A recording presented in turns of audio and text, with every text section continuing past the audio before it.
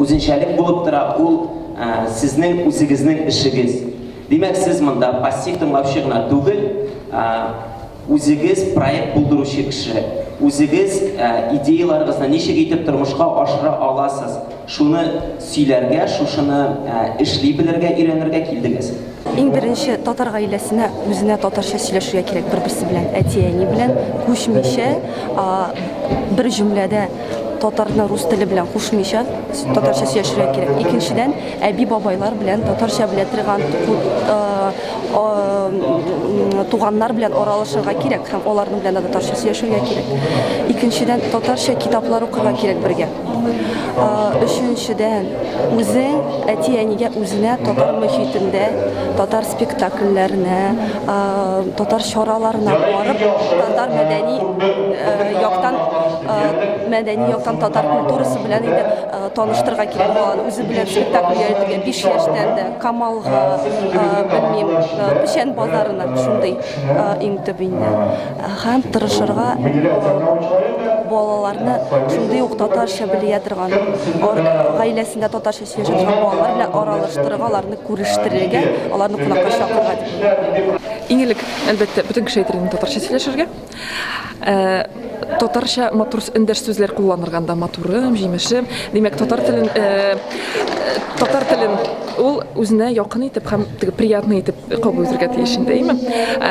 Татарча сүкмәскә, бәлки, начар сүзләрне татарча кулланмаска инде. Гомумән, менә конкрет бер татар гаиләсенә килсәң, иң беренче кирәк курыкмаска бала белән татарча сөйләшергә.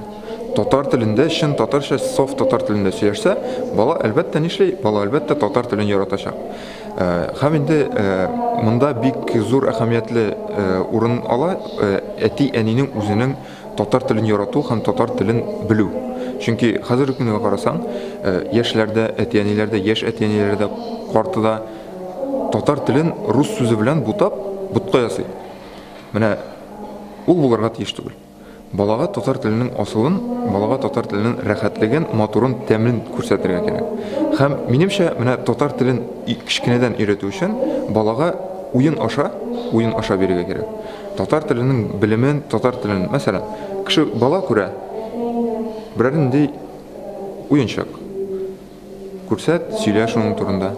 Берәр нинди рәсем күрсәт, рәсем карый, сөйлә шуның турында. Татарча сөйләү кирәк, татарча аралашырга кирәк. Өченчесе, минемчә иң мөһим дип уйлыйм, ул баланы кичкенәдән зур кеше итеп күрү. Беренче чиратта әнияти гаиләдә татар мөхитен яратып яшәргә кирәк, үзеңнең татар булуың белән горурланып яшәргә кирәк, аны бала кичкенәдән күрергә, аңларга тиеш. Әлбәттә, татарча сөйләшергә бала белән гаиләдә булса да, татар җырларын тыңлап яшәргә, татар биюләрен күрсәтеп балага, татар милли киемнәрен кидертеп, күрсәтеп, аңлатып, татар спектакльләренә йөртеп, бу бик мөһим. Һәм без очратыбызда үзебезнең гаиләдә дә малайларны шулай тәрбияләргә тырышабыз. Инде балалар бакчаларында төрле милләт балалары йөри безнең балалар бакчасына. Анда да без татар телен тел буларак кына түгел, мәдәният аша өйрәтергә тырышабыз. Безнең театр дәресләре татарча уза, музыка дәресләре, балалар курайда уйнарга өйрәнәләр, төрле милләт балалары курайда уйныйлар. Курай ул безнең милли татар уен коралы, шушы уен коралында милли татар җырларын уйнап үсәләр.